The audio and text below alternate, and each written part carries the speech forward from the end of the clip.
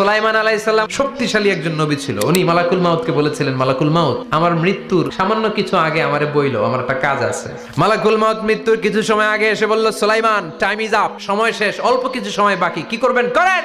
সাইয়েদনা সুলাইমান জিনদেরকে ডাকলো, ও জিনেরা, বিশাল একটা প্রজেক্ট আছে, প্রজেক্টে কাজ শুরু করো। আর কিছু জিনকে বলল, চারদিকে গ্লাস ফিটিং করা একটা রুম বানাও।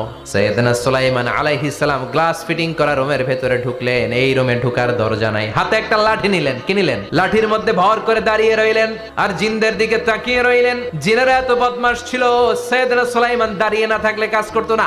সুলাইমান আলাইহিস সালাম লাঠির মধ্যে ভর দিয়ে দাঁড়িয়ে রইলেন আর বললেন, কাজ করো। জিনেরাও কাজ শুরু করলো। ওদিকে মালাকুল মাউত এসে বলে, ও সুলাইমান, সময় তো শেষ। সুলাইমান বলে, সমস্যা নাই, রূহ কবজ করেন। মালাকুল মাউত ওইভাবে লাঠিতে ভর দেওয়া অবস্থায়, দাঁড়ানো অবস্থায় সাইয়েদনা সুলাইমান আলাইহিস সালামের রূহ কবজ করে নিলেন। উনি এমন ভাবে দাঁড়িয়েছেন, রূহ চলে গেল, লাশ হয়ে দাঁড়িয়ে রইলেন। লাঠির মধ্যে দাঁড়িয়ে আছেন, জমিনের মধ্যে লুটিয়ে পড়ে নাই। সুবহানাল্লাহ। জিনগুলো দূর থেকে ভাবলো বস তো দাঁড়ায় আছে। জিনেরা মনে করছে বস দাঁড়ায় আছে, কাজ করতেই হবে। করতে করতে পুরা প্রজেক্টের কাজ শেষ। ইন দ্য মিন টাইম ঝিঝি পোকা, উই পোকা, যেই পোকা কাঠ খেয়ে ফেলে, এই কাঠ খাওয়ার পোকা সুলাইমান আলাইহিস সালাম লাঠির ভেতরে ঢুকে লাঠিও খেয়ে ফেলেছে। সাইয়েদনা সুলাইমান আলাইহিস সালাম ধপাস করে জমিনে পড়েছে। আর জিনেরা কয়, হায় হায়, খালি খালি কাম করছে এতদিন।